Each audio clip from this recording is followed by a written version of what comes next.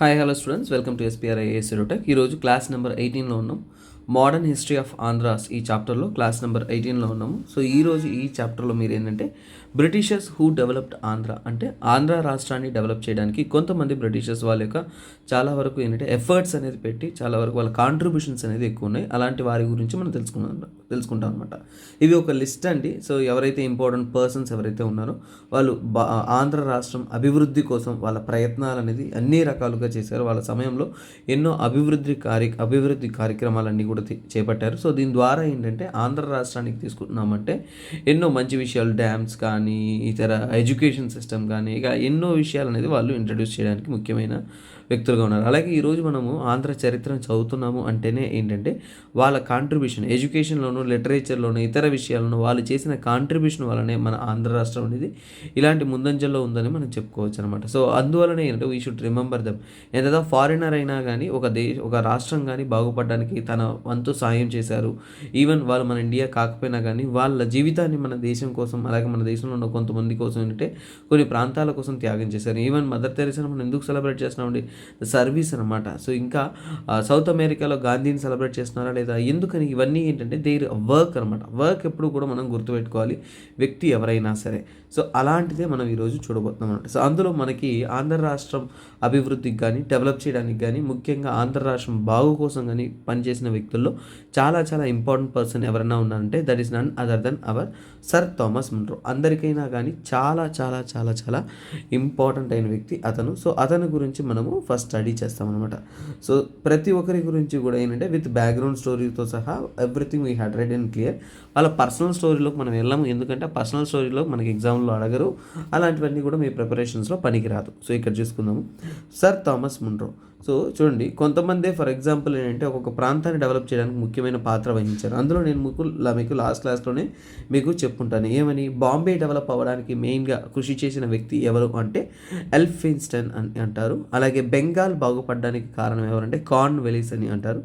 ఆంధ్ర ప్రాంతానికి అభివృద్ధి పదంలో నడిపించడానికి ఒక ముఖ్యమైన వ్యక్తి అంటే థామస్ మున్రో. ఎందుకు ఇలా చెప్తున్నాం? ఎందుకు థామస్ మున్రోని ఈ రోజు కూడా ఆంధ్ర రాష్ట్రంలో సెలబ్రేట్ చేస్తున్నారు? ఈ రోజు కూడా మన దగ్గర ఉన్న డేటా అనేది, గవర్నమెంట్ దగ్గర ఉన్న డేటా అనేది ఇతను తీసుకొచ్చిన పద్ధతుల్లోనే ఇంకా నడుస్తుంది అనే విషయం గురించి మనకి క్లారిటీ అనేది తెలుస్తుంది అనమాట.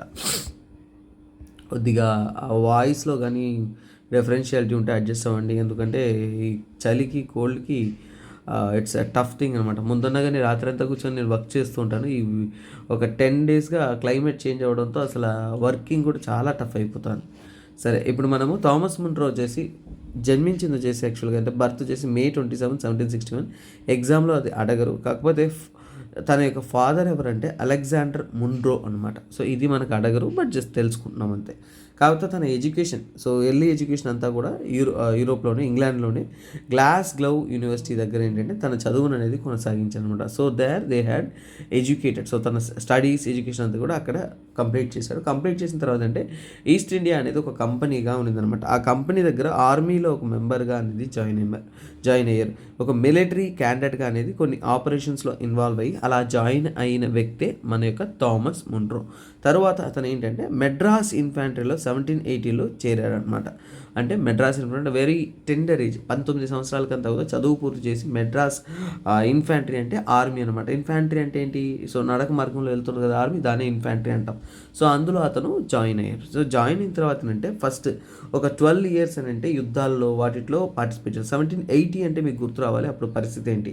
సో మైసూర్ యుద్ధాలు అనేవి జరుగుతున్నాయి. సో అందువల్ల ఏంటంటే 1780 నుంచి 92 వరకు 12 సంవత్సరాలు తను యుద్ధంలో మైసూర్ వార్స్లో ఎక్కువగా ప్రత్యేకంగా అనేది పార్టిసిపేట్ చేశారనమాట. ఈ 1780s అండ్ 90 టైంలోనే మైసూర్ యుద్ధాలు జరిగాయి కాబట్టి ఆ యుద్ధాల్లో తన వంతు పాత్రను పోషించి he has been participating in the war అనమాట. తర్వాత 1792 నుంచి 1799 వరకు తను ఏంటంటే సో ఇప్పుడు పదోన్నతి దొరికింది. సో అందులో ఏంటంటే బారామహల్ ప్రాంతం, సేలం, ధర్మపురి ప్రాంతం అంటారు, తమిళనాడులో ఉంటున్న రీజియన్. అక్కడ సేలంలో వచ్చేసి ఒక రెవెన్యూ ఆఫీసర్గా అనేది అపాయింట్ అయ్యారు. అంటే ఇది ఒక life of our Thomas Munro. తన లైఫ్ ఎలా అప్గ్రేడ్ అయింది అనేది తెలుసుకుంటున్నాం అనమాట. ఫస్ట్ ఏంటి, ఒక నార్మల్ మిలిటరీ ఆఫీసర్గా ఉన్న తన యొక్క సర్వీస్ అన్నింటినీ గుర్తించి he has been promoted as a revenue officer. తర్వాత 1800 నుంచి 1807 వరకు ఏంటంటే సీడెడ్ డిస్ట్రిక్ట్స్. సో ఆంధ్ర రాష్ట్రంలో సీడెడ్ డిస్ట్రిక్ట్స్ అంటే నిజాం దగ్గర నుంచి తీసుకున్న డిస్ట్రిక్ట్స్ ఏవైతే ఉన్నాయో ఆ డిస్ట్రిక్ట్స్కి గాను తనని కలెక్టర్గా అనేది అపాయింట్ చేశారంటే రాయలసీమ ప్రాంతం. సో ఈ సమయంలోనే రాయలసీమకు చాలా చాలా చాలా గొప్ప సేవలు అందించిన ఒక గొప్ప వ్యక్తి థామస్ మున్రో.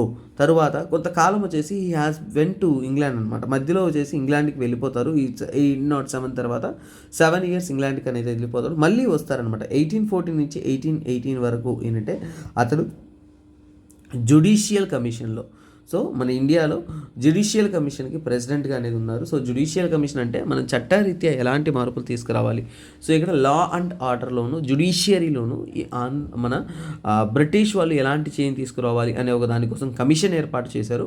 ఆ కమిషన్లో ఇతను ప్రెసిడెంట్గా ఉంటూ మన థామస్ మున్రో గారు దాన్ని ముందుకు జరిపిస్తూ వచ్చారనమాట. సో తరువాత ఏంటంటే అన్నిటికన్నా ముఖ్యమైన ఉన్నతమైన పోస్ట్ ఏంటంటే 1820 నుంచి 27 వరకు సుమారు 7 ఇయర్స్ వచ్చేసి తను గవర్నర్ ఆఫ్ మెడ్రాస్, అంటే మెడ్రాస్ ప్రాంతం ఏదైతే ఉంటుందో దానికి గాను అతను గవర్నర్గా అనేది యాక్ట్ చేశారనమాట. గవర్నర్గా అనేది ఉన్నారు, అపాయింట్ అయ్యారు. తర్వాత 1827లో ఏమైందంటే తను గవర్నర్గా ఉన్నప్పుడు ఏంటంటే కర్నూలు ప్రాంతానికి పర్యటనకు వస్తారనమాట, విజిటింగ్కి వస్తారు. అలా విజిటింగ్కి వచ్చినప్పుడు సో 6th జూలై 1827 నాడు ఏమైంది అంటే ఈ డైడ్ అట్ ద పట్టికొండ, కర్నూలులో, సో చోడవరం దగ్గర, అట్ ద చోళవ రీజియన్ దగ్గర, సారీ చోళవ కాదు, actually I need to right correct this one, ఎక్కడో మిస్టేక్ ఉంది. యాక్చువల్గా కాలరాతో చనిపోతాడు తను, కాలరా. సో రైటింగ్లో కన్ఫ్యూజన్ కానీ పక్కనట్టండి. యాక్చువల్గా ఈ పట్టికొండ ఉంది చూసారు కర్నూలు, దానికి పర్యటనకు వస్తాడు, విజిటింగ్ వస్తాడు. ఎందుకంటే గవర్నర్ జనరల్ కదా. సో తను తీసుకున్న ఇనిషియేటివ్స్ని అన్నింటినీ చూడడానికి అతను వచ్చినప్పుడు ఏంటంటే కాలరా అనేది తనకు ఎఫెక్ట్ అవుతుంది. తర్వాత అక్కడే చనిపోతాడు అనమాట. సో ఇది end of our Thomas Munro.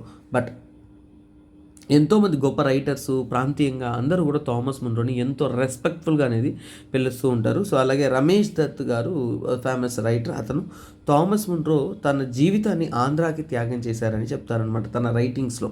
ఎందుకంటే కొంతమంది అలాంటి విషయాలు చేయగలరండి. బ్రిటిష్ వాళ్ళు దోచుకెళ్ళిపోతున్న కాలంలో వచ్చేసి ఒక వ్యక్తి వచ్చి సో ఆంధ్ర రాష్ట్రం బాగు కోసం, ఆంధ్ర ప్రజల మేలు కోసం ఏంటంటే తన వంతు కృషి చేసి దాన్ని సక్సెస్ఫుల్గా సాధించిన వ్యక్తి ఎవరైనా ఉన్నారంటే that is our Thomas Munro.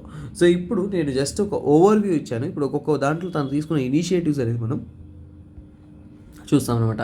So ఇక్కడ తను మిలిటరీ ఆఫీసర్గా ఉన్నాడు, మైసూర్ యుద్ధాల్లో ఉన్నాడు. సో చెప్పుకోదగిన విషయాలు ఏమి గ్రేట్గా లేవు. కానీ 1792 నుంచి 1799 వరకు ఆ పొజిషన్లో వచ్చేసి he has been appointed as a revenue. ఎందుకంటే ఆ పాయింట్ మీకు చాలా చాలా ఇంపార్టెంట్, మీకు చాలా విషయాలను దీని ద్వారా తెలియజేస్తుందన్నమాట.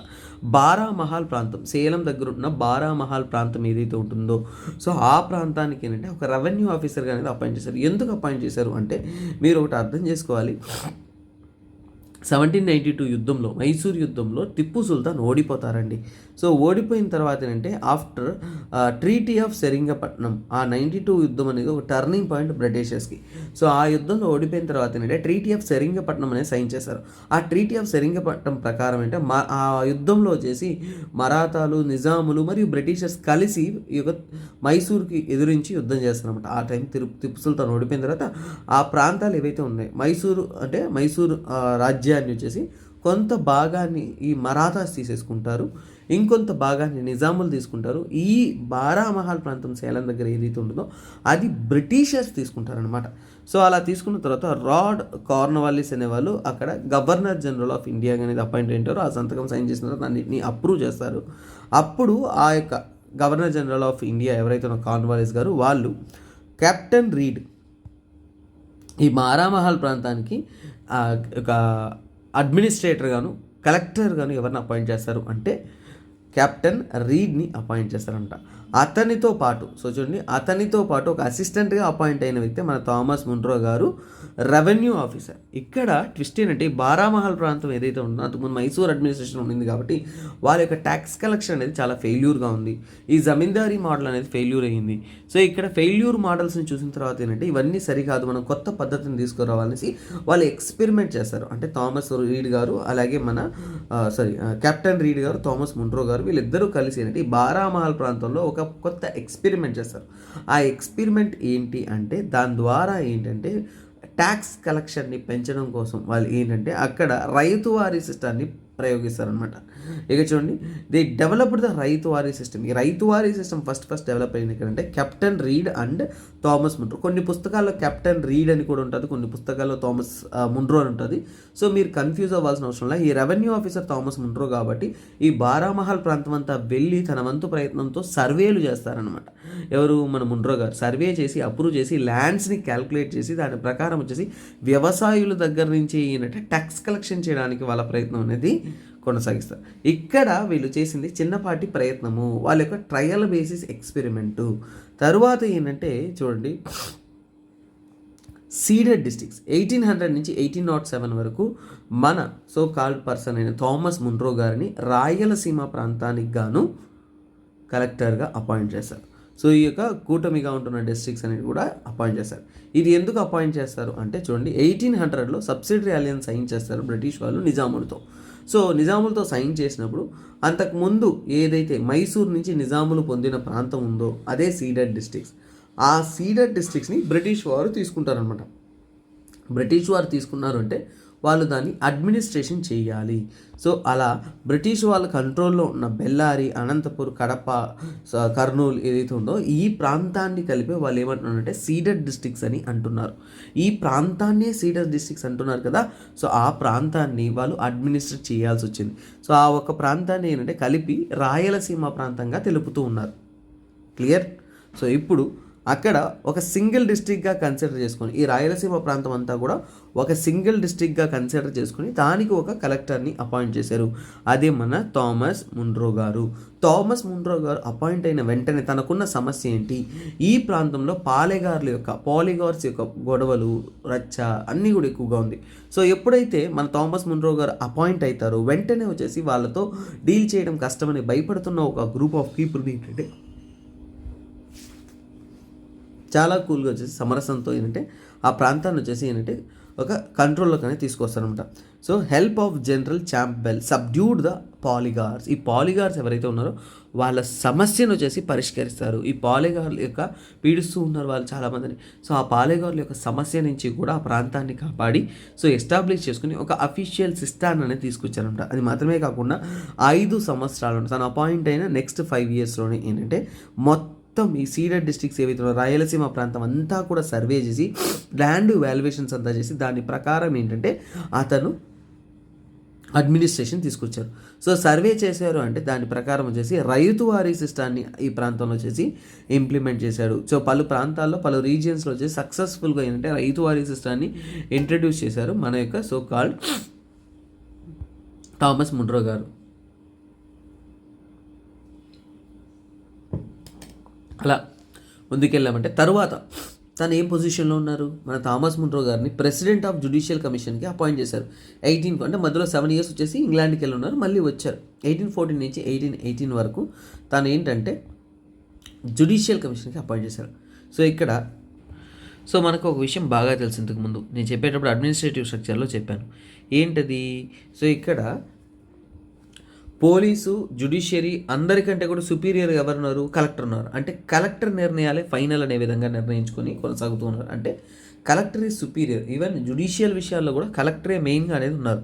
ఈ జ్యుడిషియల్ కమిషన్ ఏం చేసిందంటే మొత్తం అడ్మినిస్ట్రేషన్, ముఖ్యంగా administration of justice and police వ్యవస్థని అలాగే జస్టిస్ వ్యవస్థని రెండింటినీ కూడా స్టడీ చేసి అక్కడ ఉన్న విషయాలన్నీ కూడా క్లియర్గా అబ్జర్వ్ చేశారు.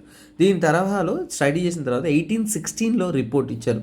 1816లో వీళ్ళు ఇచ్చిన రిపోర్ట్లో ఏంటంటే transfer of supervision of police and judge to collector from judge to collector. అంటే ఏంటంటే ఇంతకుముందు ఏంటంటే ఈ జ్యుడిషియల్ పవర్స్ అనేది అంటే ది ప్లాన్ టు ఎక్స్చేంజ్ అనమాట. సో ఇక్కడ కలెక్టర్ వచ్చేసి మొత్తం అంతా కూడా అడ్మినిస్ట్రేషన్ చూసుకుంటూ ఉన్నారు. సో ఇప్పుడు ఏంటంటే జ్యుడిషియరీ పవర్ ఏదైతే ఉంటుందో పోలీసులు వచ్చేసి జడ్జి కంట్రోల్లో ఉన్నారు, వాళ్ళందరినీ కూడా కలెక్టర్కి హ్యాండ్ ఓవర్ చేసుకున్నారు. సో ఇది ఇప్పుడు మీరు వరీ కావద్దు, ఎందుకంటే ఈ టాపిక్ అనేది అంటే మోస్ట్లీ అంత క్లమ్జీగా judiciary part of Indian history చదివినప్పుడు అక్కడ మీకు క్లియర్గా అర్థమవుతుంది జ్యుడిషియరీ ఎవాల్యుయేషన్ ఎలా ఉంది అనేసి. బట్ జ్యుడిషియరీ కమిషన్లో ఒక ప్రెసిడెంట్గా మన థామస్ మున్రో గారు ఉన్నారనేది పాయింట్ ఒకటే మీకు ఇంపార్టెంట్ అనమాట. తర్వాత ఏంటంటే చిన్నపాటి గ్రామ స్థాయిలో ఏదైతే ఉంటుందో ఆ సమస్యలను చూసుకోవడానికి కూడా ఏంటంటే వాళ్ళు విలేజ్ అఫీషియల్స్ని అపాయింట్ చేశారు. అంటే గ్రామంలో జరుగుతున్న దొంగతనాలు, చిన్నపాటి క్రైమ్స్, పెటీ క్రైమ్స్ ఏవైతే ఉన్నాయో వాటిని సాల్వ్ చేయడానికి లోకల్ లెవెల్లో వాళ్ళు ఏంటంటే పర్సన్స్ని అపాయింట్ చేసి అఫీషియల్స్ని అక్కడ సమస్యలను అక్కడే తీర్చమని క్లియర్గా చెప్పారనమాట. తరువాత ఫైనల్గా ఏంటంటే 1820 నుంచి కూడా 27 వరకు ఏంటంటే ఒక గ్రేటెస్ట్ పొజిషన్ చెప్పొచ్చు, గవర్నర్ ఆఫ్ మెడ్రాస్గా అపాయింట్ అయ్యారు మన థామస్ మున్రో గారు. So governor of Madras appoint అయిన తర్వాత ఏంటంటే చాలా వరకు ఏంటంటే ఏదైతే రాయలసీమ ప్రాంతం వరకు మాత్రమే ఈ యొక్క సో కాల్డ్ రైతువారీ సిస్టమ్ తీసుకొచ్చారో దాన్ని ఇంకా వ్యాపింపజేసి పలు ప్రాంతాలకు గాను ఏంటంటే వాళ్ళు ఈ యొక్క సర్వీస్ అనేది అందించారు. ఇది మాత్రమే కాదు, ఇతను గవర్నర్ ఆఫ్ మెడ్రాస్ ఉన్నప్పుడు ఎన్నో ఎడ్యుకేషనల్ ఇన్స్టిట్యూషన్స్, క్రిస్టియన్ మిషనరీస్కి హెల్ప్ చేయడం, ఇంకా చాలా విషయాలు డెవలప్ చేయడము, డ్యామ్స్ కన్స్ట్రక్ట్ చేయడం, అన్నిటికీ కూడా ఏంటంటే తన వంతు సాయం అనేది చేశారు. సో అందుకోసం ఏంటంటే he is very well remembered. ఇంకా చెప్పాలి అంటే స్టార్టింగ్ అతను రాయలసీమ ప్రాంతానికి ఉన్నారు కదండి కలెక్టర్గా. అలాంటప్పుడు ఏంటంటే విపరీతమైన కరువు, విపరీతమైన ఫెమైన్ వచ్చింది. వెంటనే ఏంటంటే నెక్స్ట్ ఇయర్ వచ్చేసి వరదలు వచ్చాయి అనమాట. ఇలాంటి సమస్యలను పరిష్కరించడానికి వచ్చేసి ఇతను కలెక్టర్గా ఉన్నప్పుడు డబ్బు కోసం వెయిట్ చేయలేదు, బ్రిటిష్ వారి దగ్గర తీసుకెళ్ళలేదు. వెంటనే వచ్చేసి ప్రజలు అందరినీ కలుపుకొని అంటే అన్ని డ్యామ్స్ కానీ అంటే చిన్న చిన్న కొలనులు ఏవైతే ఉన్నాయి పాండ్స్ అన్నిటిని రిపేర్ చేయడం కానీ, వెంటనే ఆ వాటర్ రిసోర్సెస్ని కాపాడుకోవడం కానీ అన్ని ప్రయత్నాలు చేసి ఇరిగేషన్ కావాల్సిన సాయం కానీ, వ్యవసాయానికి కావాల్సిన సాయం కానీ అద్భుతంగా అనేది ఒక ఎఫిషియెంట్ అడ్మినిస్ట్రేషన్ అనేది చేశాడు మన యొక్క థామస్ మున్రో గారు. తర్వాత తీసుకున్నామంటే ఇతన్ని ఆ యొక్క గవర్నర్ ఆఫ్ మెడ్రాస్ ఉన్నప్పుడు తను చేసిన గొప్ప సేవలను అన్నింటినీ గుర్తిస్తూ చాలామంది ఏంటంటే చాలా చాలా చాలా రెస్పెక్ట్ఫుల్గా పలు పేర్లతో కూడా పిలవడం స్టార్ట్ చేశారు. మున్రోలప్ప, మున్రోలయ్య, మాండవ ఋషి. సో మండవ ఋషి అంటారు, మాండవ ఋషి ఓకే ఏదైనా పర్ల. మున్రోలప్ప, మున్రోలయ్య, మాండవ ఋషి అంటే ఇవన్నీ కూడా తనకి ఇచ్చిన బిరుదులు అనుకోవచ్చు. లోకల్ ప్రజలు తనని ఏ విధంగా పిలుస్తూ ఉన్నారనేది మనము ఇక్కడ చూస్తున్నాం అన్నమాట. తర్వాత తీసుకున్నాము అంటే ఇతను ఇంకా చాలా ప్రాంతాలను డెవలప్ చేస్తూ ముఖ్యంగా ఏంటంటే గుళ్ళను, ఫర్ ఎగ్జాంపుల్ ఏంటి ఏ ఒక బ్రిటిష్ రూలర్స్ కూడా, బ్రిటిష్ అడ్మినిస్ట్రేటర్స్ కూడా వచ్చి మన హిందూ టెంపుల్స్ని డెవలప్ చేయలేదు.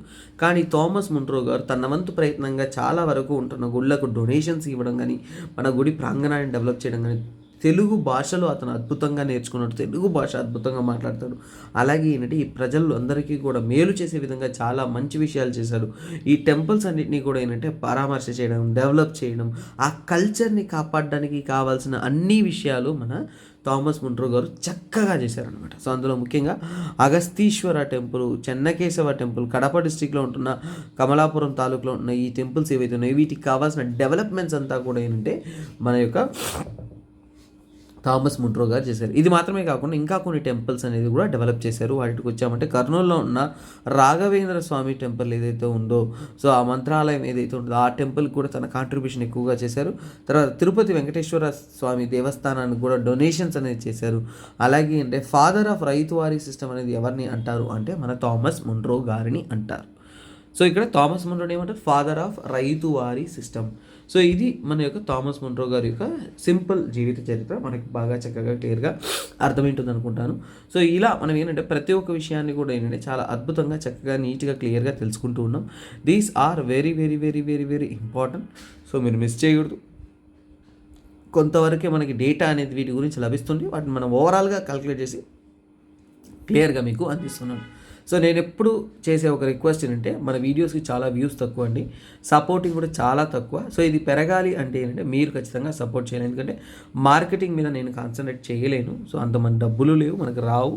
సో అందువల్ల ఏంటంటే మీరు స్టూడెంట్స్ దగ్గర తీసుకెళ్ళండి, స్టూడెంట్స్కి షేర్ చేయండి, మీ స్టేటస్లో ఉంటే పెట్టండి. సో అలా మనం ఈ లింక్స్ అనేది షేర్ చేస్తూ వచ్చే కొద్దీ మన క్లాసెస్ ప్రమోట్ అవుతాయి, మన సబ్జెక్ట్ ప్రమోట్ అవుతుంది. అప్పుడు ఇంకా నేను క్వాలిటేటివ్ సబ్జెక్ట్స్ మీకు తీసుకురావడానికి నా ప్రయత్నం అనేది ఖచ్చితంగా సఫలమవుతుంది.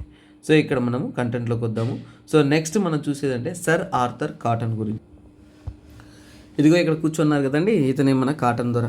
సో కాటన్ దొర గురించి చాలా చాలా చాలా చాలా గొప్ప విషయాలు ఉన్నాయి. సో అన్నింటినీ కూడా మనం చక్కగా తెలుసుకుంటాం. ఎందుకంటే ఈరోజు మనము rice bowl of Andhra, rice bowl of India, Andhra అని ఒకప్పుడు రైస్ బౌల్ ఆఫ్ ఇండియా అంటారు. ఈ రోజు కూడా కృష్ణా గోదావరి డిస్ట్రిక్ట్స్లో వచ్చేసి అద్భుతమైన పంట పడుతుంది, వ్యవసాయం జరుగుతుంది, రైస్ బౌల్ ఆఫ్ ఇండియా ఇంత గ్రేట్గా చెప్తున్నాం కదా. అవునా కదా. వ్యవసాయం అద్భుతంగా కొనసాగింది. కానీ ఈరోజు మనం రుణపడాల్సిన ముఖ్యమైన వ్యక్తి ఎవరంటే దట్ ఈస్ అవర్ కాటన్ దొర.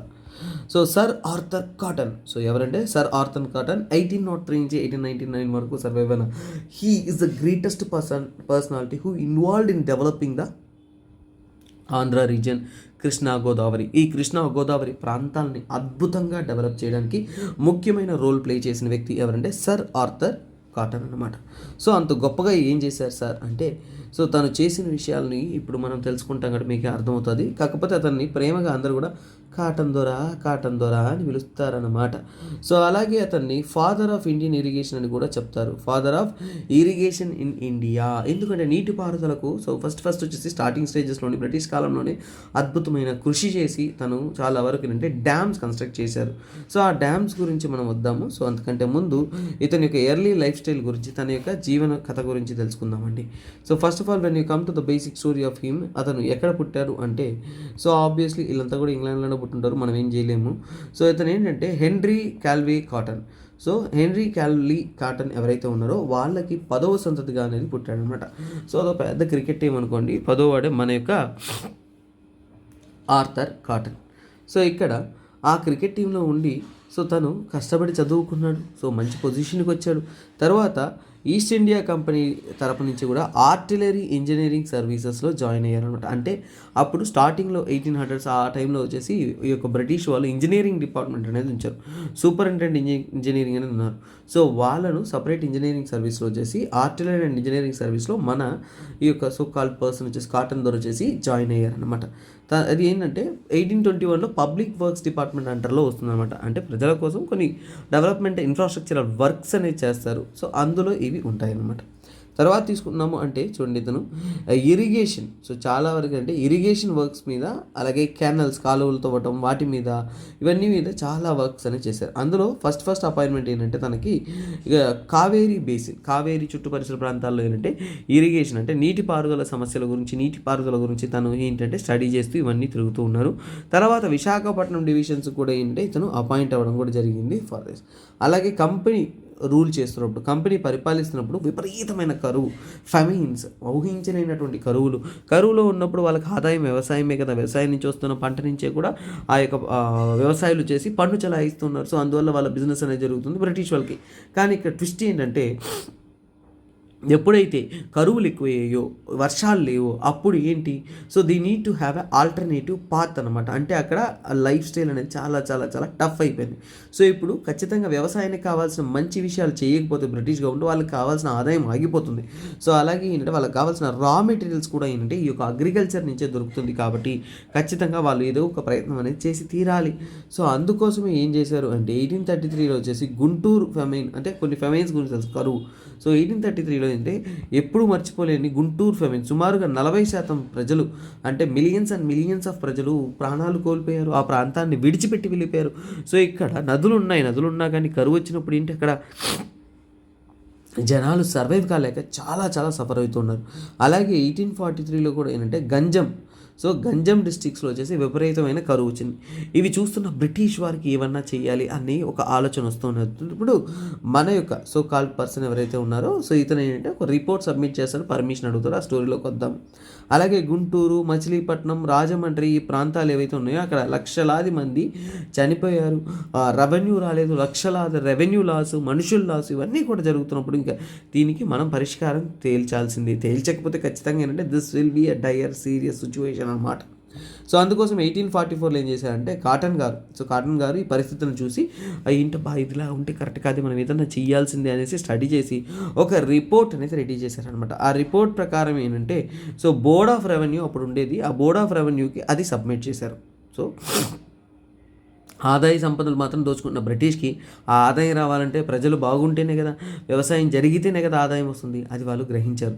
సో అందుకోసం ఏంటంటే కాటన్ దొర గారు ఏంటంటే రెడీడ్ ద రిపోర్ట్ ఈ బోర్డ్ ఆఫ్ రెవెన్యూకి సబ్మిట్ చేశారనమాట. తర్వాత ఏంటంటే 1847లో ఏమైందంటే సో ఈ యొక్క రిపోర్ట్ సబ్మిట్ చేస్తారు కదా, ఆ రిపోర్ట్కి పర్మిషన్ వస్తుంది.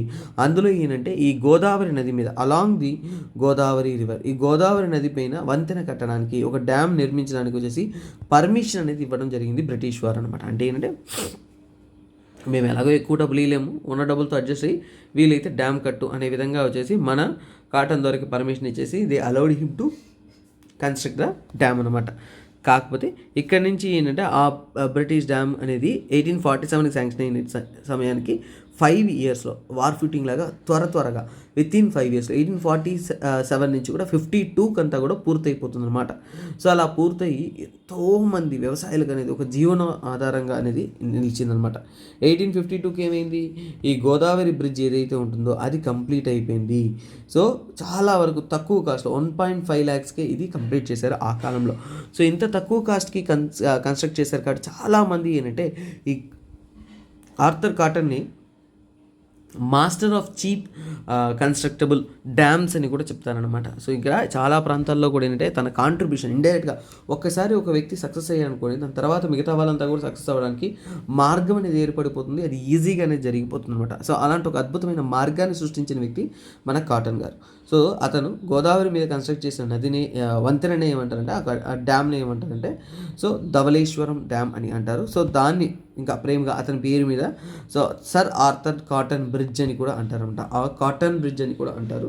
సో ఇంక ముఖ్యంగా మీరు ఎవరైనా ఈ గోదావరి సైడ్ నుంచి ఉన్నారంటే కమెంట్ చేయండి, మనకు తెలుస్తుంది మీకు ఆ ప్రాంతం గురించి కానీ ఆర్థర్ కాటన్ గారి గురించి కానీ చాలా బాగా ఒక కనెక్టివిటీ, ఒక అదేంటంటే ఒక హార్ట్ టు కనెక్టివిటీ అనమాట, హార్ట్ హోల్డ్ కనెక్టివిటీ అనేది అక్కడ మనం అబ్జర్వ్ చేయొచ్చు.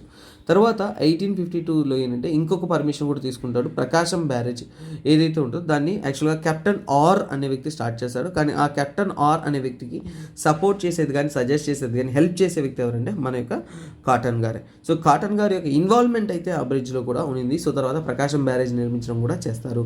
కృష్ణానది పైన కూడా ఏంటంటే వంతెన అనేది డ్యామ్ అనేది కన్స్ట్రక్ట్ చేస్తారనమాట. తర్వాత తీసుకున్నట్టే ఈ కృష్ణ గోదావరి ఈ ప్రాంతాలు ఉన్నాయి చూసారా, ఈ నీళ్లు నిల్వ ఉండడం వల్ల ఈ ప్రాంతాలంతా కూడా చాలా వరకు అద్భుతంగా ఏంటంటే డెవలప్ అయ్యాయి, వ్యవసాయం అనేది పండిస్తున్నారు. ఈ రోజు కూడా అద్భుతమైన వ్యవసాయం ఈ ప్రాంతంలో జరుగుతుంది. సో నెక్స్ట్ ఏంటంటే రైస్ బౌల్ ఆఫ్ ఇండియాగా ఈ ప్రాంతం అనేది పేరు ప్రఖ్యాతి చెందిందనమాట. సో వీటన్నిటికీ ప్రారంభం ఎక్కడి నుంచి అంటే కాటన్ గారు. ఒకవేళ ఆయన చేయకపోతే ఏమైంటుంది సార్, కరువు అయ్యి ఆ ప్రాంతం అంతా ఎడారైపోయి ఉంటుంది అనమాట. సో నీళ్లు లేకుండా, ఇంకా చెప్పాలంటే కొన్ని చోట్ల పెన్నా నది చుట్టూ పరిసర ప్రాంతాల్లో ఇలాంటి ఒక సిచ్యువేషన్ అనేది ప్రెసెంట్ అనేది ప్రివైలింగ్లో ఉంది. సో ఇంకా తీసుకుంటున్నాము అంటే చూడండి, ఇతను కావేరి నది తీరం పక్కన కూడా ఏంటి సర్వేలు చేసి ఆ ప్రాంతాలన్నీ కూడా ఏంటంటే డ్యామ్లు కన్స్ట్రక్ట్ చేయడానికి వాటికి కూడా హెల్ప్ అయ్యే విధంగా అనేది మన కాటన్ దొర గారు చేశారు. ఇది ఒక simple story of our cotton, sir Arthur cotton. So అతన్ని గౌరవిస్తూ సర్ ఆర్థర్ అనే బిరుదు కూడా ఇవ్వడం జరిగింది. సో అలాగే తను చేసిన సేవలు ఈ రోజు కూడా ఇప్పటికీ కూడా ఏంటంటే కలకాలం నిలిచిపోయే విధంగా అద్భుతంగా అనేది ఉందన్నమాట. సో ఆంధ్ర అభివృద్ధి కోసం కృషి చేసిన బ్రిటిషర్స్ వరుసలో మనం నెక్స్ట్ పర్సన్ జోలికి వస్తున్నాము. That is very very important person, CP Brown గారు. 1798 నుంచి 84 వరకు సర్వైవ్ అయిన వ్యక్తి CP Brown, Charles Philip Brown అనే వ్యక్తి. ఇతని గురించి చాలా గొప్ప విషయాలు ఉన్నాయి, గ్రేటెస్ట్ థింగ్స్ ఉన్నాయి. ఇతని ఒక ఎఫర్ట్స్ అనేది ఈ రోజుకి కూడా చిరస్థాయిగా నిలిచిపోయినాయి అనమాట. సో అలాగే తెలుగు భాషోదయ పితామహ అని కూడా అంటారు.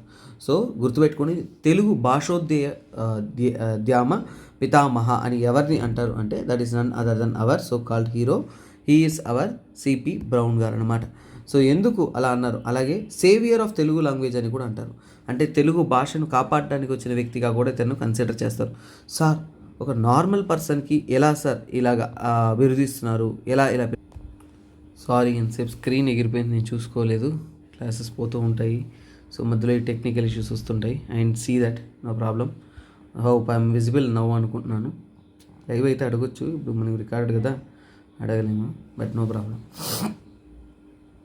ఇంతకు ముందాక ఆగిపోయినట్టు అనుకుంటా స్క్రీన్ ఒక సైడ్, పర్లేదు. సో ఇతను సేవియర్ ఆఫ్ తెలుగు లాంగ్వేజ్ అని కూడా అంటారు. తెలుగు భాషను కాపాడడానికి వచ్చిన వ్యక్తి, తెలుగు భాషను కాపాడిన వ్యక్తి, అలాగే తెలుగు భాష పితామహ, భాషోద్యమ పితామహ అని కూడా అంటారు. ఇలాంటి గొప్ప బిరుదులను ఇచ్చారే, అంత గొప్ప బిరుదులు ఇచ్చే సాధన ఏం చేశాడు అనేది మనం ఇప్పుడు తెలుసుకుంటున్నాం అన్నమాట. సో ఇక్కడ అయితే ఒక సివిల్ సర్వెంట్ అండి, ఒక ఐఏఎస్ ఆఫీసర్గా వచ్చారు, లింగ్విస్టు, స్కాలరు, పలు భాషల్లో ఎక్స్పర్టు. సో భాషల మీద ప్రేమ అనేది ఎక్కువగా భాషలు నేర్చుకుంటాడు. సో అలాగే మిగతా భాషల మీద ఇంట్రెస్ట్ చూపిస్తాడు, దాంట్లో ఉన్న అన్ని విషయాల గురించి క్లియర్గా తెలుసుకుంటారు. సో అలాంటి ఒక వ్యక్తే మన యొక్క సిపి బ్రౌన్ గారు. సో అలాగే వారు ఎక్కడంటే నవంబర్ 10, 1798 నాడు కలకత్తాలో జన్మించారనమాట. సో అండ్ ఇండియాలోనే బ్రిటిషర్స్ వచ్చి సెటిల్ అయిన తర్వాత వాళ్ళలో ఒకరికి జన్మించిన వ్యక్తి మన సిపి బ్రౌన్ గారు. తర్వాత 1817 వెరీ యంగ్ ఏజ్లోనే ఏంటంటే మెడ్రాస్ సివిల్ సర్వీస్లో అనేది జాయిన్ అవుతారనమాట. బ్రిటిషర్స్ అంతా కూడా ఏంటంటే వెంటనే వాళ్ళు ఏంటంటే చదువుకొని సివిల్ సర్వీస్లోకి ఎంటర్ అయిపోతూ ఉంటారు. అదేవిధంగా అంటే మెడ్రాస్ సివిల్ సర్వీస్లో 1817కి అంతా కూడా విత్ ఇన్ 19 ఇయర్స్ ఆఫ్ ఏజ్కి అంతా కూడా ఎంటర్ అయిపోయారు. తర్వాత వచ్చేసి అతను కడప, మచిలీపట్నం, రాజమండ్రి ఇలాంటి ప్రాంతాల్లో వచ్చేసి సో అడ్మినిస్ట్రేటర్గా అనేది పనిచేశారు.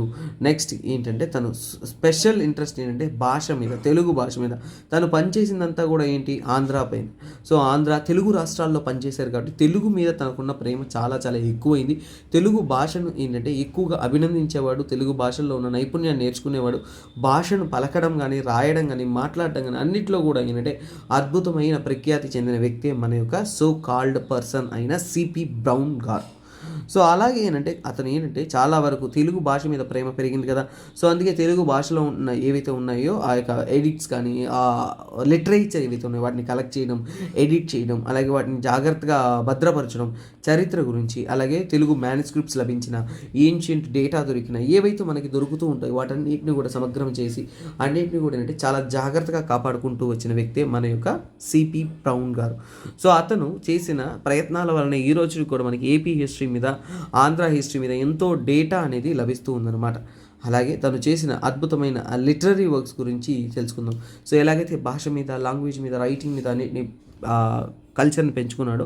తెలుగు రాష్ట్రాల్లోనే ఎక్కువ కాలం ఉన్నారు, సర్వీస్ చేశారు, అడ్మినిస్ట్రేటర్గా ఉన్నారు కాబట్టి తెలుగు భాషల్లో ఉన్న ప్రత్యేకమైన కావ్యాలు అన్నింటినీ కూడా ఒకటి చేసి వాటిని మళ్ళీ భద్రపరచడానికి కావాల్సిన ప్రయత్నాలు, అనువాదాలు ఇవన్నీ కూడా చేశారనమాట. సో అలా తను ఏంటంటే కొన్ని తెలుగు లిటరేచర్ వర్క్స్ని రివైవ్ చేశారు. సో అందులో ముఖ్యంగా ఏంటంటే వేమన శతకాన్ని కూడా ఏంటంటే మళ్ళీ రాయిపించారు. అది కాకుండా ఆంధ్ర మహాభారతం ఏదైతే నన్నయ్య గారు రచించారో దాన్ని కూడా రివైవ్ చేశారు లిటరరీ వర్క్స్లో. అది మాత్రమే కాకుండా పోతన, తిక్కన ఇలాంటి గొప్ప గొప్ప కవులు ఎవరైతే ఉన్నారో వాళ్ళు స్కాలర్స్ రాసిన రైటింగ్స్ ఏవైతే ఉన్నాయో దాన్ని రివైవ్ అనేది చేశారు మన యొక్క so called person CP Brown గారు. అలాగే ఏంటంటే తను తన ప్రయత్నాన్ని ఇంకా అద్భుతంగా ప్రజలకు తీసుకెళ్లే విధంగా, తెలుగు వారికి ఇంగ్లీష్ నేర్చుకునే విధంగా, ఇంగ్లీష్ వారికి తెలుగు నేర్పించే విధంగా ఏంటంటే 1852లో ఫస్ట్ టైం మొట్టమొదటిసారిగా తెలుగు ఇంగ్లీష్ డిక్షనరీ అనేది తను రచించడం అనేది జరుగుతుందన్నమాట. సో ఫస్ట్ టైం వచ్చేసి తెలుగు ఇంగ్లీష్ డిక్షనరీ అనేది రచించారు. దాన్ని బ్రౌనీ అని గంటు అంటారు. బ్రౌనీ అని గంటు అంటే అది ఒక Telugu English dictionary CP Brown గారు రచించారు కాబట్టి బ్రౌనీ అని గంటు అని కూడా అంటారనమాట. సో అలాగే 1857 అంతా కూడా ఏంటంటే తను సో వచ్చింది ఒక గ్రామర్ బుక్ని రాస్తారు. సో అందుకే తెలుగు గ్రామర్ బుక్ని కూడా ఏంటంటే తను రచిస్తారనమాట. సో అంటే తెలుగు భాష మీద తనకున్న ప్రేమతో తెలుగు భాష మీద పుస్తకాలను రాయడం కానీ, కలెక్ట్ చేయడం కానీ, వాటిని ప్రిజర్వ్ చేయడం కూడా చేస్తుంటారు. అలాగే తెలుగు లిటరేచర్ వర్క్స్ ఏవైతే ఉన్నాయో కొన్ని లిటరేచర్ సొసైటీస్ ఉన్నాయి. సో తెలుగు భాష మీద ప్రేమతో కలిగిన కొందరు ఉన్నారు. వాళ్ళందరికీ కూడా ఏంటంటే అలాంటి సొసైటీస్కి ఏంటంటే డొనేషన్స్ ఇచ్చేవారు. అలాగే అలాంటి ఏదైతే తెలుగు భాష నేర్చుకుంటున్నారో, తెలుగు భాషలో చదువు చెప్పడానికి, తెలుగు భాష నేర్చుకోవడానికి ఏంటంటే ఎడ్యుకేషన్ సొసైటీస్ కూడా ఏంటంటే తన పాటు డొనేషన్స్ అనేది చేసేవారు.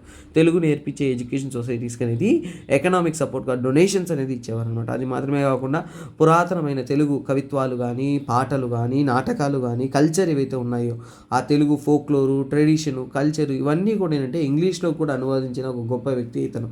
సో అలాగే తెలుగు వారి యొక్క ఖ్యాతి not only for limited places, మన ప్రాంతం వరకు మాత్రమే కాకుండా it had taken over to the world అనమాట. ఇంగ్లీష్లో ట్రాన్స్లేట్ చేయడం వల్ల అంటే ప్రపంచ దేశాలకు కూడా ఏంటంటే ఇది ఒక మెల్లగా ఏంటంటే స్ప్రెడ్ అవ్వడం అనేది స్టార్ట్ చేసింది. అలాగే ఏంటంటే అతను లండన్లో ఉన్నప్పుడు ఏంటంటే తెలుగు ప్రొఫెసర్గా అనేది పనిచేశారు. That to in the London university.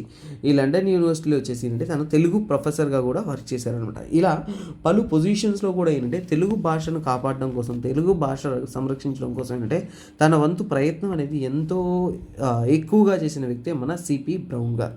So మొత్తానికి ఏంటంటే సిపి బ్రౌన్ గారి గురించి చాలా చక్కగా తెలుసుకున్నాము. నెక్స్ట్ పర్సన్ గురించి మనం తెలుసుకుంటాము.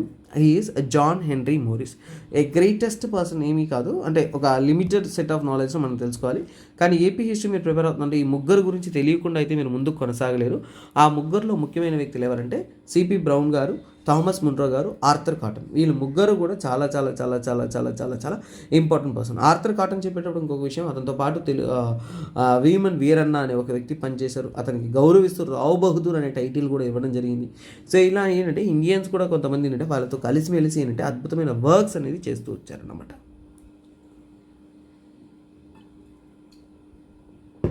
అలాగే మన call John Henry Morris. Henry Morris గారి గురించి తెలుసుకోవాలంటే అతను ఏంటంటే గుంటూరు డిస్టిక్కి కలెక్టర్గా అపాయింట్ అయ్యారు. గుంటూరు డిస్టిక్లో చాలా వరకు అంటే క్రిస్టియానిటీ స్ప్రెడ్ అవ్వడానికి, ఎడ్యుకేషన్ డెవలప్ చేయడానికి, హెల్త్ సెక్టార్ని డెవలప్ చేయడానికి ఒక ముఖ్యమైన వ్యక్తిగా ఉన్నారు మన యొక్క హెన్రీ మోరిస్ గారు. అతను ఏంటంటే ఈ యొక్క గుంటూరు డిస్టిక్ ప్రాంతాల్లో వచ్చేసి ఎడ్యుకేషనల్ హబ్గా చాలా ఎడ్యుకేషనల్ ఇన్స్టిట్యూషన్స్ని డెవలప్ చేయడం కానీ, ఆరోగ్యానికి మెరుగుపరిచేలా హెల్త్ సెంటర్స్ని ఎస్టాబ్లిష్ చేయడం కానీ, అలాగే క్రిస్టియానిటీని కూడా ఏంటంటే స్ప్రెడ్ చేయడానికి తన వంతు ప్రయత్నం అనేది చేశారనమాట.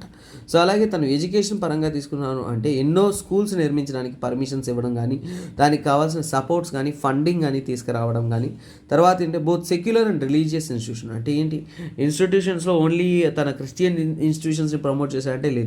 ఇక్కడ సెక్యులర్ అంటే ఏ మతాన్నైనా యాక్సెప్ట్ చేసే ఇలాంటి ఇన్స్టిట్యూషన్ని, స్కూల్స్ని ఎస్టాబ్లిష్ చేశారు. అలాగే పర్టికులర్ రిలీజియస్ స్కూల్స్ని కూడా ఎస్టాబ్లిష్ చేశారు. రెండు వాటికి కూడా అంటే తన వంతు సపోర్ట్ అనేది ఇచ్చారు. అలాగే ఈ సమయంలో వచ్చేసి మిషనరీస్ అనేది విపరీతంగా మన ఆంధ్ర రాష్ట్రంలో వస్తూ ఉన్నాయి కాబట్టి మిషనరీ బేస్డ్ స్కూల్స్ని ఎస్టాబ్లిష్ చేయడానికి కూడా ఏంటంటే తన వంతు సపోర్ట్ అనేది ఆంధ్ర రాష్ట్రంలో చేశారు. ఎందుకంటే మిషనరీ స్కూల్స్ ఇండియా మొత్తం ఎక్కడైనా పెట్టచ్చు, కానీ ఒక గవర్నర్ కానీ కలెక్టర్ కానీ సపోర్ట్ చేశారంటే ఆ ప్రాంతంలో వచ్చేసి వీళ్ళు మిషనరీ స్కూల్స్ అనేది ఎస్టాబ్లిష్ అనేది చేస్తారనమాట.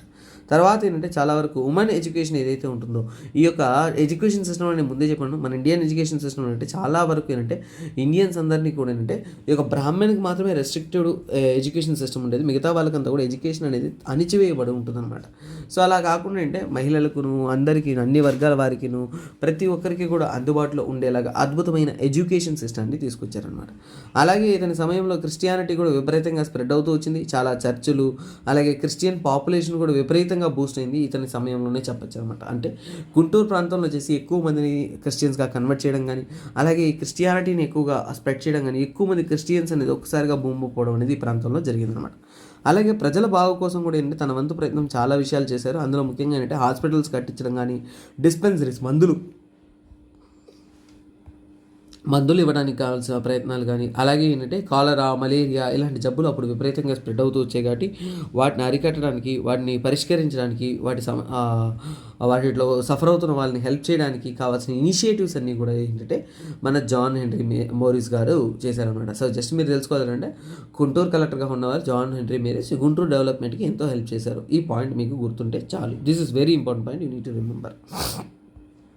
తర్వాత మనం చూసిన ఇంకొక వ్యక్తి ఎవరంటే William Andrew Tyer. William Andrew Tyer ఇతను కాంట్రిబ్యూషన్స్ తీసుకున్నట్టే రైల్వే కాంట్రిబ్యూషన్ ఎక్కువగా చేశారండి. రేణిగుంట ప్రాంతంలో రైల్వేస్ని డెవలప్ చేయడానికి వాటన్నిటికీ కూడా ఎక్కువగా హెల్ప్ చేసినట్టే ఆండ్రూ టైర్ అనే వ్యక్తి. ఇతను ఏంటంటే నాట్ ఓన్లీ ఆంధ్ర అండి, ఇండియా మొత్తం కూడా ఏంటంటే ఈ రైల్వే లైన్స్ని డెవలప్ చేయడానికి ఒక ఇంపార్టెంట్ పర్సన్గా ఉన్న వ్యక్తే ఇతను అనమాట. అలాగే ఏంటంటే రైల్వేస్ అనేది ఏంటంటే దేన్ని కనెక్ట్ చేస్తుందంటే ట్రేడ్ సెంటర్స్, వ్యవసాయాలు ఉత్పత్తి చేస్తారు కదా, ఆ ట్రేడ్ సెంటర్స్ని, కొన్ని మారుమూల ప్రాంతాలని, అక్కడి నుంచి కూడా ఏంటంటే పోర్ట్ ఏరియాని కనెక్ట్ చేస్తూ ఉన్నాయన్నమాట. క్యాపిటల్ కానీ పోర్ట్ ఏరియాని, ఎందుకంటే దీని ద్వారా ఏంటంటే ఈజీగా రా మెటీరియల్స్ అనేది వాళ్ళు ఎక్స్పోర్ట్ చేసుకోవచ్చు, ఫినిష్ ప్రొడక్ట్స్ ఏదైతే ఉన్నాయో దాన్ని ఇంపోర్ట్ కూడా చేసుకోవచ్చు అనమాట. ఈ విధంగా చేయడానికి ఒక అవకాశం అనేది ఈ రైల్వేస్ అనేది, రోడ్వేస్ అనేది నిలిచాయన్నమాట. కాకపోతే ఇతను చేసిన రైల్వే కాంట్రిబ్యూషన్స్ అనేది ఏంటంటే బల్క్ ట్రాన్స్పోర్ట్కి ఎక్కువ మోతాదులో అన్నింటినీ కూడా అంటే ఎకనామిక్ గూడ్స్ ఏవైతే ఉన్నాయో వాటిని ట్రాన్స్పోర్ట్ చేయడానికి వాటికి హెల్ప్ అవుతుంది. దీని ద్వారా కనెక్టివిటీ పెరిగింది, ప్రజల మధ్య ఒక వన్నెస్ అనేది డెవలప్ అయింది. తర్వాత అదే సమయంలో వచ్చేసి కనెక్టివిటీ పెరగడం మాత్రమే కాకుండా ఎకనామిక్ గ్రోత్ కూడా అద్భుతంగా అనేది జరిగిందనమాట. అలాగే ఏంటంటే ఇతను ప్రమోట్ ఎక్స్పోర్ట్స్, ముఖ్యంగా ఏంటంటే రైస్, కాటన్, స్పైసెస్ లాంటి ఎక్స్పోర్ట్స్ అనేది ఎక్కువగా చేశారు. దీని ద్వారా ఏంటంటే high amount of economic growth కూడా మనం చూడొచ్చు. అలాగే ఏంటంటే కన్స్ట్రక్షన్ ఆఫ్ రైల్వేస్ అలా మెడ్రాస్, ఈ మెడ్రాస్ ప్రాంతం అంతా కూడా ఏంటంటే ఈ రీజియన్ అంతా కూడా ఏంటంటే ఈ యొక్క రైల్వే లైన్స్ కన్స్ట్రక్ట్ చేయడానికి కూడా ఏంటంటే మన హీరో గారు హెల్ప్ చేస్తూ వచ్చారు. అలాగే తీసుకున్నామంటే విలియం ఆండ్రూ టైర్ గారు ఏంటంటే తను రైల్వే హెడ్గా ఉన్నప్పుడు ఏంటంటే ఎన్నో రైల్వే డెవలప్మెంట్తో పాటు విజయవాడ, రాజమండ్రి, వైజాగ్ ఈ రూట్ ఉంది చూసారా మనకి ఈస్ట్ కోస్ట్ రైల్వేస్ అనేది, రేణిగుంట కానీ, తర్వాత ఏంటంటే విజయవాడ, రాజమండ్రి ఇలాంటి ప్రాంతాలని కనెక్ట్ చేస్తున్నటువంటి విధంగా రైల్వే కనెక్టివిటీ అంతా కూడా ఏంటంటే తన సమయంలో వచ్చేసి డెవలప్మెంట్ అనేది చేస్తారనమాట. దీని ద్వారా ఏంటంటే ఎంతో అద్భుతమైన రైల్వేస్ని, అలాగే రైల్వే స్టేషన్స్ని, దీని ద్వారా ఏంటంటే కొన్ని రైల్వే స్టేషన్స్ డెవలప్ అవడంతో అంటే ఆ ప్రాంతం అనేది కూడా డెవలప్ అవ్వడం అనేది స్టార్ట్ అయింది. ప్రజల ఆ ప్రాంతానికి మొబిలిటీ అనేది పెరిగింది. సో దీని ద్వారా ఏంటంటే ఒకరొకరు వెళ్ళడం కానీ సో అద్భుతంగా అనేది ఆ రీజనల్ డెవలప్మెంట్కి అనేది హెల్ప్ చేశారు మన యొక్క వ్యక్తి అయిన విలియం ఆండ్రూ టైయర్. సో ఇది ఒక person who has been supported stand as a part of the development of our AP. Andhra development కోసం నిలిచిన కొంతమంది ముఖ్యమైన బ్రిటిషర్స్లో భాగంగా ఇతను కూడా ఒక వ్యక్తి అనమాట. తర్వాత మనం చూసేదంటే డోంట్ వరీ, సో ఇంకా ఇద్దరే ఉన్నారు. So very very important persons. So అది ఎందుకో కూడా మీరు తెలుసుకుంటారు. సో అలాగే ఏంటంటే first let's come to the C D Maclean. So C D Maclean అనే ఇతను 1826 నుంచి కూడా అంటే 1883 వరకు సర్వైవ్ అయిన వ్యక్తి. సో ఇతను ఏంటంటే బ్రిటిష్ తరపు నుంచి కూడా ఒక గొప్ప అడ్మినిస్ట్రేటర్గాను ఉన్నారు, హిస్టోరియన్గాను ఉన్నారు, అలాగే స్కాలర్గాను ఉన్నారు. మెడ్రాస్ ప్రెసిడెన్సీ ప్రాంతంలో వచ్చేసి వన్ ఆఫ్ ద అడ్మినిస్ట్రేటర్గా ఉన్న వ్యక్తి ఇతను అనమాట. సో ఇతను ఏంటంటే ఇతను డైరెక్ట్గా ఎక్కడ కూడా హెల్ప్ చేయలేదు కానీ ఇతను ఇండైరెక్ట్ హెల్ప్, ఎందుకంటే ఇతను అడ్మినిస్ట్రేషన్లోను పరిపాలించడంలోనూ ఒక పాలసీ చేంజ్ అనేది తీసుకొచ్చారనమాట. సో మెక్లియాన్ అనే వ్యక్తి ఎక్కువగా వినరు, ఎగ్జామ్స్లో కూడా అడిగే అవకాశాలు చాలా తక్కువ. సో అందువల్ల క్విక్గా సింపుల్గా కంప్లీట్ చేస్తాను. ఈ వ్యక్తి గురించి జస్ట్ తెలుసుకుంటేనే మీకు చాలన్నమాట.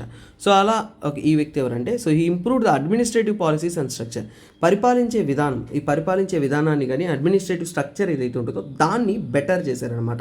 సో అందుకోసం ఏంటంటే 1882లో ఏంటంటే తను ఒక పబ్లికేషన్ చేశారు, మాన్యువల్ ఆఫ్ మెడ్రాస్ ప్రెసిడెన్సీ. తను ఉన్న సమయంలో పరిపాలించిన విధానం అంటే అడ్మినిస్ట్రేషన్ చేస్తుంటారు కదా, సో అడ్మినిస్ట్రేషన్ చేసిన అడ్మినిస్ట్రేషన్ని ఆ మెడ్రాస్ ప్రెసిడెన్సీలో జరిగిన ముఖ్యమైన చాలా విషయాల్ని డాక్యుమెంట్ చేశారు.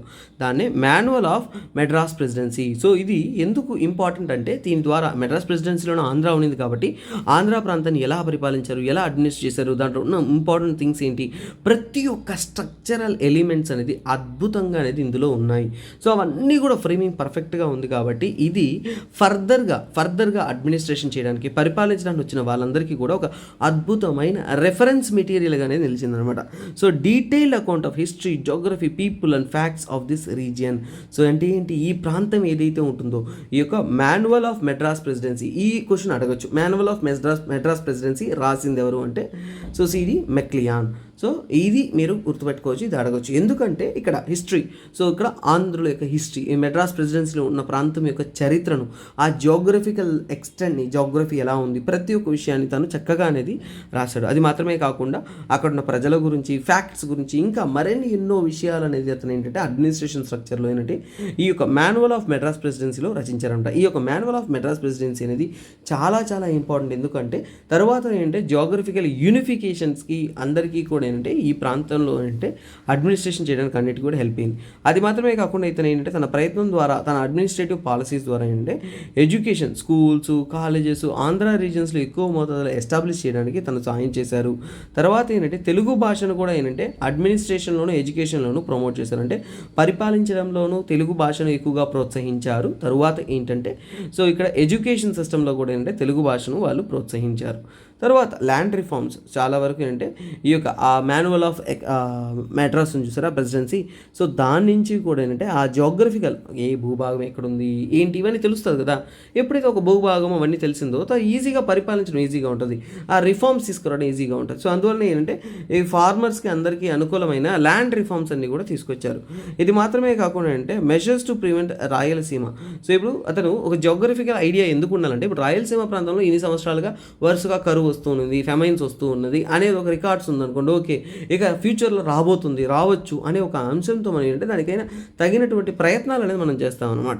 సో అలాంటి ప్రయత్నాలు చేయడం వల్ల ఫ్యూచర్లో ఇలాంటి ఇబ్బందులు లేకుండా, అలాగే వర్షాలు పడకపోయినా, సఫర్ కాకపోయినా కెనల్స్, పాండ్స్ వీటిని మెయింటైన్ చేయడం వల్ల అంటే ఎలా మనం ఈ ప్రాంతాన్ని సేఫ్ గార్డ్ చేయొచ్చు, ఫర్దర్గా చేసి అంటే how we can help the region అనే ఒక ఐడియా వస్తుందన్నమాట. సో ఇలా రాయలసీమ ప్రాంతంలో ఫెమైన్స్ వచ్చినప్పుడు ఏంటంటే ఈ ఫెమైన్స్ రాకుండా ఉండడానికి ఏమేమి స్టెప్స్ తీసుకోవాలో అలాంటివన్నీ కూడా ఏంటంటే డాక్యుమెంటేషన్ చేసి ఇది హెల్ప్ అయింది. అలాగే దానికి తగినటువంటి ప్రయత్నాలు కూడా వాళ్ళు చేశారనమాట.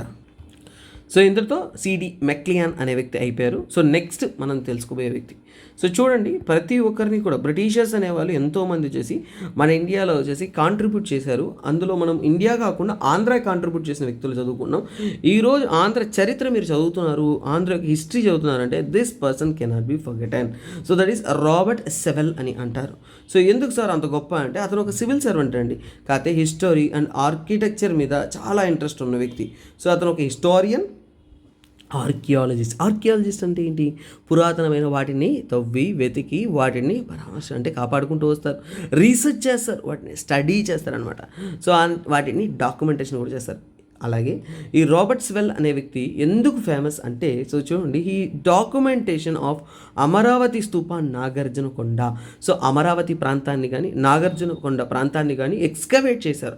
ఎక్స్కవేట్ చేసిన ప్రతి ఒక్క విషయాన్ని అద్భుతంగా డాక్యుమెంట్ చేసిన వ్యక్తి రాబర్ట్ స్వెల్ అనే వ్యక్తి. సో ఇప్పుడు డాక్యుమెంటేషన్ చేయడం వల్ల ప్లస్ పాయింట్ ఏంటి? డాక్యుమెంటేషన్ చేయడం వల్ల అంటే అక్కడ ఉన్న డేటా అంతా కూడా ప్రాపర్గా సేవ్ అయింది, తర్వాత ఏంటంటే ఫ్యూచర్లో హెల్ప్ అవుతూ ఉంది. సో ఇవన్నీ కూడా అంటే ఫర్దర్ స్టడీకి అంతా కూడా హెల్ప్ఫుల్ అయింది అనమాట. అలాగే ఏంటి early history of Andhra, Hinduism and Buddhism. So Andhra చరిత్రలో వచ్చేసి హిందూయిజం కానీ బుద్ధిజం కానీ ఎలాంటి రోల్ ప్లే చేసింది. సో ఆ టైంలో అంటే ఏన్షియంట్ హిస్టరీ టైంలో వచ్చేసి హిందూయిజం ఎలా ఉంది, అలాగే బుద్ధిజం ఎలా ఉంది, వాటి యొక్క కాంట్రిబ్యూషన్స్ ఏంటి, అలాంటి విషయాల గురించి కూడా ఏంటంటే స్టడీ చేశారు. ఎందుకంటే ఏన్షియంట్ ఆంధ్ర మనం చదువుకున్నామంటే చాలా వరకు హిందూయిజం ఈక్వల్గా ప్రివైల్ అయింది, బుద్ధిజం ఈక్వల్గా ప్రివైల్ అయింది. సో వాటి యొక్క బ్యాలెన్స్ ఎలా జరిగింది, సెక్యులరిజం ఎలా కంటిన్యూ అయింది అనే విషయాలను కూడా ఏంటంటే వాళ్ళు స్టడీ చేశారనమాట. స్టడీ చేసిన తర్వాత తను ఒక పుస్తకంగా కూడా అంటే కొన్ని రైటింగ్స్ అనేది ఒక రిపోర్ట్ రూపంలో రాశారు. అది ఏంటంటే report on antiquities of the Madura district, 1877లో ఇది రిలీజ్ చేశారు. దీని ద్వారా ఏంటంటే టెంపుల్ని, సో మనకి ఆంధ్ర రాష్ట్రంలో కానీ సౌత్ ఇండియాలో కానీ ఉన్న టెంపుల్స్ ఏవైతే ఉన్నాయో ప్రతి ఒక్క టెంపుల్ని స్టడీ చేసి ఇక్కడ సౌత్ ఇండియన్ ఆర్కిటెక్చరల్ ఫామ్స్ అంటే ద్రావిడియన్ ఆర్కిటెక్చరల్ ఫామ్స్లో అద్భుతమైన టెంపుల్స్ అనేది కన్స్ట్రక్ట్ చేశారు. వాటిని చక్కగా చదివి అక్కడ ఎలాంటి నైపుణ్యాలు ఉన్నాయనేది, ముఖ్యంగా architectural styles of south Indian temples, ఈ ద్రవిడియన్ ఆర్కిటెక్చర్ ఏదైతే ఉంటుందో వాటి గురించి చక్కగా చదివి వాటిని ఏంటంటే బయటికి తీసుకొచ్చారనమాట. సో దీని ద్వారా ఏంటంటే మనకి ఒక proper documentation of our history along with the temples అనేది ఇక్కడ లభించింది. ఇది మాత్రమే కాకుండా ఇతను ఆర్కియాలజికల్ సర్వే ఆఫ్ ఇండియాలో ఒక ఆఫీసర్గా కూడా పనిచేశారు. తర్వాత ఏంటంటే మన ఇండియాలో ఉన్న ఎన్నో టెంపుల్స్ని, ప్యాలెసెస్ని, అలాగే ఇన్స్క్రిప్షన్స్ని, అన్నిటిని, హిస్టారికల్ సైట్ని ప్రతి ఒక్కటి కూడా ఎక్స్ప్లోర్ చేసి ఈ ఆర్కియాలజికల్ సర్వే వాళ్ళు మనం ఎప్పుడు కూడా థ్యాంక్ఫుల్గా ఉండాలండి. ఎందుకంటే వాళ్ళు చేయలేదంటే ఈరోజు మన ఇండియన్ హిస్టరీ అనేది చాలా చాలా చాలా చాలా చాలా చాలా శిథిలమైన పరిస్థితిలో ఉంటుంది. కానీ ఇప్పుడు మనకు ఉంటున్న హిస్టరీ అనేది మనకు దొరికేది కాదు. To be honest, that is the reality అనమాట. సో దీని ద్వారా అతను చేసిన పనులు ఎందుకు గొప్ప అంటే ఆంధ్ర యొక్క ఆర్కియాలజీ అన్నింటినీ కూడా స్టడీ చేయడానికి, అలాగే అంటే హిస్టరీని, ఎడ్యుకేషన్ని డాక్యుమెంటేషన్ చేయడానికి, అది ఫ్యూచర్లో మనం హిస్టరీని చదవడానికి, ఇలాంటి ఒక హిస్టరీ చాప్టర్ ఉండడానికి, మీరు నా క్లాస్ వినడానికి, వీటన్నిటికీ కూడా ఏంటంటే ఈ రాబర్ట్ స్వెల్ అనేది తన వంతు పాత్ర అనేది చాలా వరకు ఎఫర్ట్ఫుల్గా అనేది వేశారనమాట. సో దీంతో ఏంటంటే ద హిస్టోరియన్స్ అనేది అయిపోయిందండి. సో నెక్స్ట్ క్లాస్లో ఏంటంటే మనము వేరే టాపిక్లో కలుస్తాము. సో అంతవరకు సెలవు, బాబాయ్, take care, have a nice day. But thing is that one thing గుర్తుపెట్టుకోండి, సో మన క్లాసెస్ అనేది అంటే మనం ఎఫిషియెంట్గా ఒక క్లాసెస్ అనేది నేను అందిస్తూ ఉన్నాను. సో కంటెంట్ కూడా మీకు పీడిఎఫ్ అండ్ క్లాసెస్ అనేది యాప్లో అనేది కంప్లీట్గా లభిస్తుంది. సో లింక్ అనేది మీకు డిస్క్రిప్షన్లో ఉంది, యూ కెన్ కీప్ ఫాలోయింగ్ అనమాట. Okay guys, thanks for supporting. This is me SP Rajan signing off. Have a nice day. We will be updating you in much more courses in further sessions. Bye bye, take care, have a nice day.